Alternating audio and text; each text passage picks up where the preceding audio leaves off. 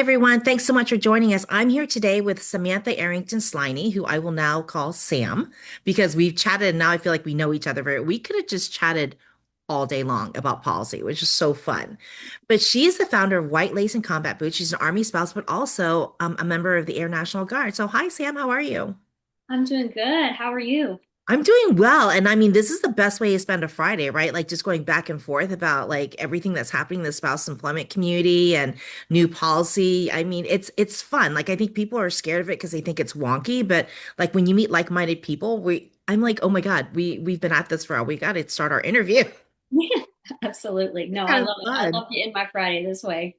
This is awesome. So, can you tell us a little bit about your career journey and what brought you to like entrepreneurship? I mean, you're still in the Air National Guard. You're still an Army spouse who's moving around, and you have children at home, and you decide, let me just add something else to to my bucket. Let me just found an organization.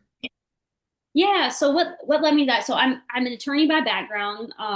Went through straight undergrad to law school, and then after law school, funny enough, my spouse was already active duty, so I was a dependent, but well before I was a servicewoman. And our solution to the licensing issues that attorney face was, why don't you just join the military? Because Hilarious. you only need to pass one bar exam. So I interned in an Air Force legal office and loved it so much, applied and was lucky enough to be commissioned and brought on as a JAG. And absolutely loved it. And I love being a JAG in the Air National Guard now. When I was on active duty, I also had the privilege of kind of what I call dipping my toes in public policy. I did a lot of volunteer work with the Department of the Air Force Women's Initiatives team. And for the first time was really, and this was 6 years into my career, uh, started to learn that as an attorney, I could do more than just interpret the law.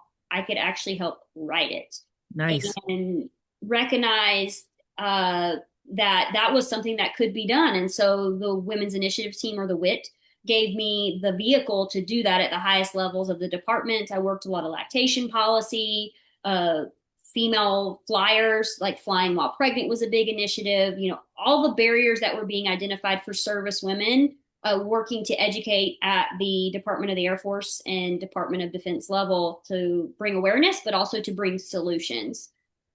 So when my family made the decision that I was going to leave active duty, I made the decision that I wanted to pivot into public policy full time. So I was going to do a career transition. I did a short stint as an Army civilian attorney here at Fort Bragg before I was lucky enough to get my current civilian job, which I am the Southeast Regional Liaison for the Defense State Liaison Office, which is essentially the state government relations action arm for the Department of War. And it just worked out. When I applied, honestly was not going to apply because I did not think I was qualified. Only public policy work I had done had been as a volunteer. And I was lucky enough to be given the opportunity to come on to stay as a public servant and to serve in the department and continue to do what I love doing, which is supporting military families as they navigate service. No, that's awesome. That's awesome. We love the state liaison office. You guys have done so much for spouse employment. So this is awesome to be able to interview you, especially since like, with your experience having lived among both active duty and guard communities, a lot of people always have questions. Like I think they assume that if you're in the guard community, you have no issues, right? Because you're in the same place all the time. So I think there's a lot of misunderstandings coming from the active side about the experience of guard families. So I wonder if you could touch on that a little bit and share with us the differences in the military spouse employment challenges faced in each of the two communities, because you live in both, right? Absolutely. So, with active duty component, I think when most people stakeholders, your legislators, your governor, when they hear military, they think active duty. And certainly PCSing across the world and in the United States brings its own kind of basket of fun. Yeah. When it comes to licensing, if you're in a profession where you need a portable license, if you need to take time off for work because your service member is being mobilized or deployed rapidly and you need time to kind of get your affairs in order.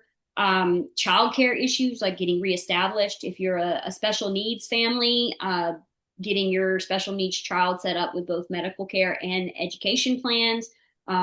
education in general, right?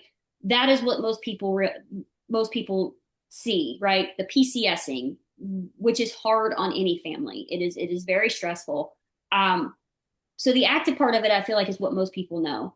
But what Right. most people don't see is the guard part of it, which, right, most people think, oh, you get to put down roots in a town, you get stability of living in one place. But I think what folks don't realize is most of the policy and the laws that have been created at the state level are only for that active duty population.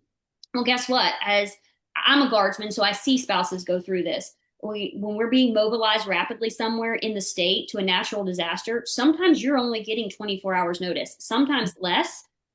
And so you're literally wake up, out the door, you're gone. And now you have a military spouse there to try to navigate, okay, what does the future look like? Sometimes they don't know when you're coming home.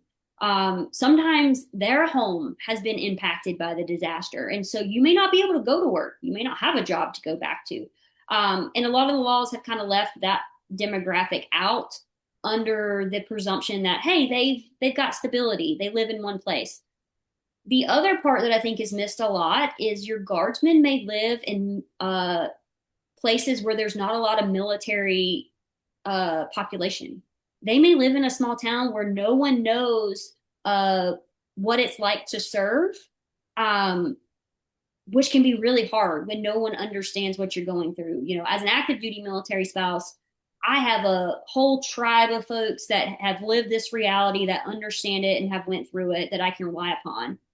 But if I'm in small town USA, let's just say Kentucky, where, you know, someone's grandfather may have served in Vietnam, but that's the closest they've ever been to the military, that can be very isolating, for many reasons. So I think, you know, that's those are kind of the two examples that I would use to compare those two demographics, and the challenges that come along with being a member of one or both, right? Because we also know, you know, pretty 15% of the force is dual military in some shape or fashion. So you may have a family that's being impacted by both at one time.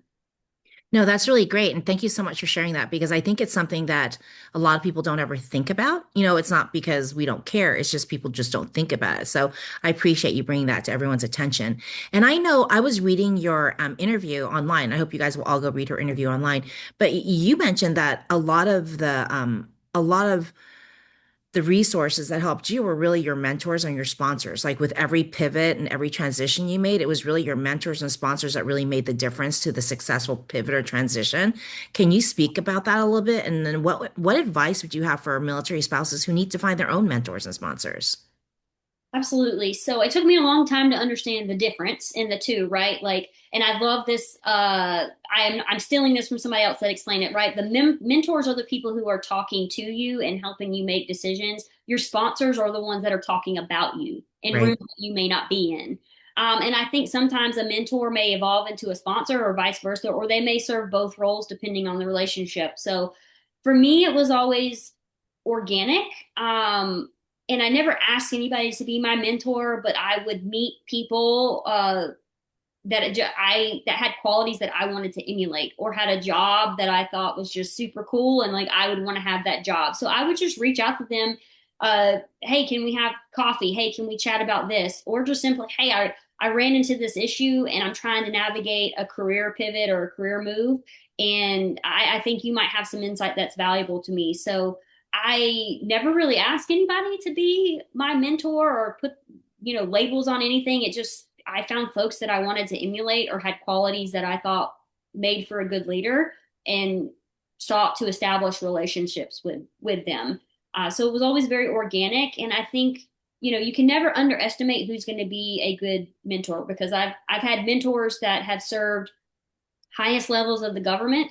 And then I have other mentors who, you know, have taken a career break because they're at home raising their kids and their families. And they have just as much valuable advice to offer me when I'm navigating, for me personally, being a servicewoman, a military spouse, and a mother. Yeah. Uh, that I think it's important to have that well-rounded group, to get that level of advice. But, you know, having the sponsors, I credit having the jobs that I've had with sponsors, people who are saying and talking about saying my name and talking about me in rooms that I'm not even in, um, because that's how most opportunities for me have Yeah. come up. Like it kind of just fell in my lap. It doesn't just fall in your lap. You wouldn't have sponsors if you didn't perform well. Yes, it will, and so and I think that gets at that too. Is no matter what you are doing, don't underestimate the value of being a hard worker. And no matter how small the task, doing a good job. And that's even being a volunteer. I mentioned this previously. Like all of my public policy work was done as a volunteer. I wasn't being paid a dime. I was doing it because it impacted me and it impacted others. And I wanted to eliminate the barrier. Right. Um, but I did it to the best of my ability because I believed those around me deserve that. And I think people take notice of those types of qualities. Yeah, and then when they notice those qualities, then they're going to sponsor you because then they'll mention your name because they know that if they mention your name and you get picked up for that opportunity, you won't embarrass them. Correct. It's all about reputation. I don't think I appreciated that enough early in my career about kind of your reputation preceding you. But it really does. And so, uh, I encourage everybody to keep that kind of in the forefront of your mind is, that it will precede you and then how you build that reputation is important. If you've had a 5 minute interaction with somebody and the interaction was you were asked to do something, you didn't do it, or you didn't put forth a good work product, or you didn't follow through, good, bad, or indifferent, that is going to leave an impression on that person.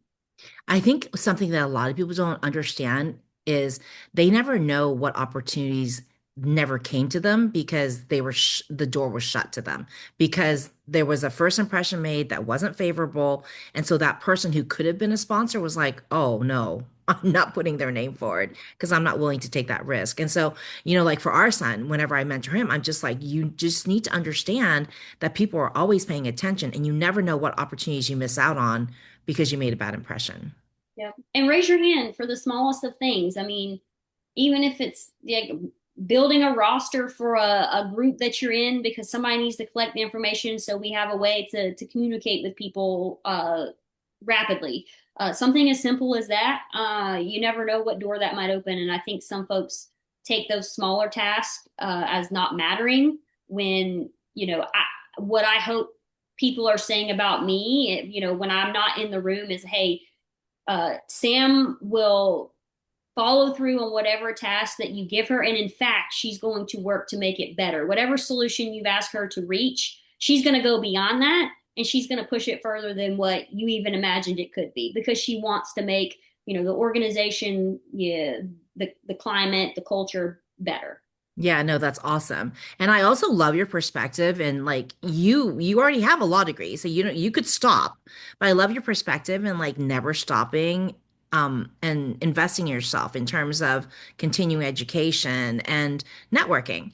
And so you were talking about your networking and this is a question that we get all the time is like how there's so many events out there. How do you choose conferences? How do you choose events? How do you choose what you'll attend and what you'll say yes to? Oh wow. So this disclaimer, this I'm a work in progress. I have trouble saying no to things.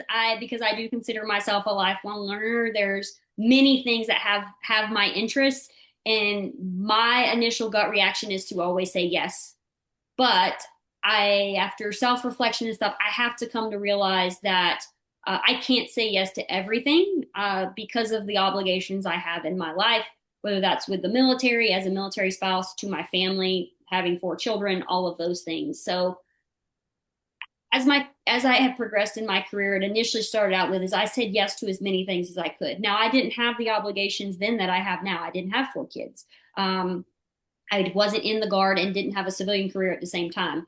So now I look at it like, how is this going to serve my purpose, my personal mission and vision in life? And, White Lace and Combat Boots, founding the advocacy platform last year, helps me do that because that is really my personal mission, vision, purpose for existing. And it's, is this opportunity going to put me in a room with decision makers or stakeholders that have the ability to influence change in the community that I'm trying to impact, which for me is the military and veteran community.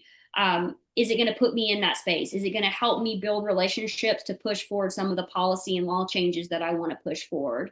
And so I use my purpose. So I encourage anyone, and there's lots of ways that you can do this to like drill down on whether it's your mission, your purpose, or your values. Really knowing what those are so you can help use that to weigh through all the many great opportunities that might come your way. I love that. And I mean, you echo what a lot of our features have mentioned, which is that, they develop a good filter system based on their value system, and that helps them. It might not be right for everyone, but it's right for them, and it's right for them at that time. And also encourage, like, be a sponsor. Like, you may not be able to take advantage of an opportunity because it doesn't align with your values or your purpose, but you may know somebody that it would. And so be a sponsor, say that person's name in that room or on that email, and lift up others as you kind of climb the ladder. So when I do it, I try not just to say no, or I'm not going to do that. I'll send it to other people that I think might be a good fit for it. Or if it's like a speaking opportunity or to sit on a panel, I will specifically include the person in the email. I can't do this, or maybe this doesn't align with my expertise, but this is the person you should talk to because they're a rock star. Oh, I love that. And that's that pay it forward mentality is fantastic. And a lot of people it's so funny because people approach networking differently. Some people approach networking as, oh my gosh, I'm not going to make those connections because that diminishes my power. Like if they get connected, then they no longer need me and my power is diminished. And it's the exact opposite.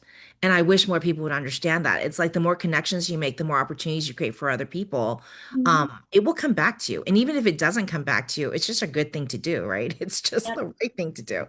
So I appreciate that. And you're very knowledgeable on so many topics. And, like with your work at the Defense Liaison Office, State Liaison Office, and, being straddling the active duty and the Guard communities, if there was just one piece of advice that you give military, I know it's going to be hard to distill it down to one, but if there was one piece of advice that you could give other military spouses, what would it be? Don't take no from someone who doesn't have the authority to give you a yes. And that stretches, I don't care if you're a military spouse who has chosen to stay at home with your kiddos because that is your purpose right now and that's where you're focused, or if you're a professional working in a large organization. What I found working in big organizations or bureaucracies as a servicewoman and as a federal civilian, is right. You will encounter people when you have an innovative idea or an idea that looks at something uniquely, or you're navigating resources for your education resources for your children. And that lower level first line person you deal with will be like, nope, we can't do that. Usually that person doesn't have the authority to tell you no, right? And usually my first response, how this would play out practically, right? Like you say, oh, really? Do you have the policy or the law that underpins your decision that you say no? Sometimes they have no idea, so they can't even give you that. But it helps them, also the person you're talking to, start to realize like, maybe they're onto something here. But a lot of times I encourage you to do your research beforehand. So you may already know this person can't tell me no because they don't have the authority to give me yes, to tell me yes. And it kind of helps you push through the bureaucracy, so to speak, to get to the person that legitimately can make the decision in whatever subject that you're looking at navigating. I use this all the time in policy work. And there's a way to respectfully accept a no from someone who's just an advisor and not a decision maker. Thank you for your position on this matter. I recognize that you aren't the decision maker, but you will likely advise that this can't happen. But I would like to go to the person who can actually make the decision. So you're saying this in front of all these military spouses and everybody's itchy because they're like, no, that is so against what we were taught. Like we're just supposed to say yes and just get along with everybody. And like for us to say no and come back at something that is antithetical to what we were taught. So how do Yeah. you get past that?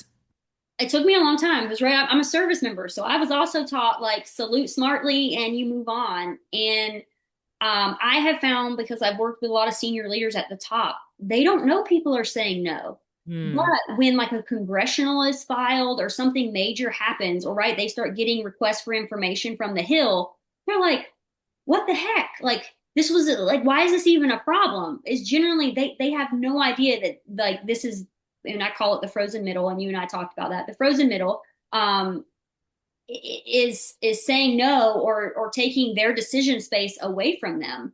And so I can say that I've never met a senior leader where I have personally done that, that later on was like, tis tis Sam, you should not have done that. Shame on you. They were very thankful because they were like, look, we thought there wasn't a problem.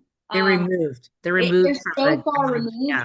and you know the people that work for them, they're trying to do what good by their boss. I'm not insinuating that there is any malice or they are intentionally creating problems. I think that they are trying to do a good job to protect their boss from an influx of decisions, right? But sometimes the boss doesn't want them to do that, right? The boss wants to know if you are in charge of the military spouse employment portfolio or the food insecurity portfolio or PCS entitlements. If there's an issue and it's your decision to make, you know, I've heard many senior leaders say, like, look, that is my decision space. You can advise me on what you think your opinion is, but at the end of the day, it's my call. I get to make that call. So yes, it's very different than how much many of us are taught both as service members and as spouses. But the institution is never going to change unless you push it to change. My big mantra is policy informs culture. If we have the right policy in place, but it's not being followed, we're never going to get the culture we want. I love it. And that's like, those are great words to end on. So I'm just going to leave it at that. Thank you so much for joining us today. And thank you all for joining us. And I hope you'll be here next week. And thanks to our friends at USA for making these conversations possible. And I will talk to you again next week. Bye, guys. Bye.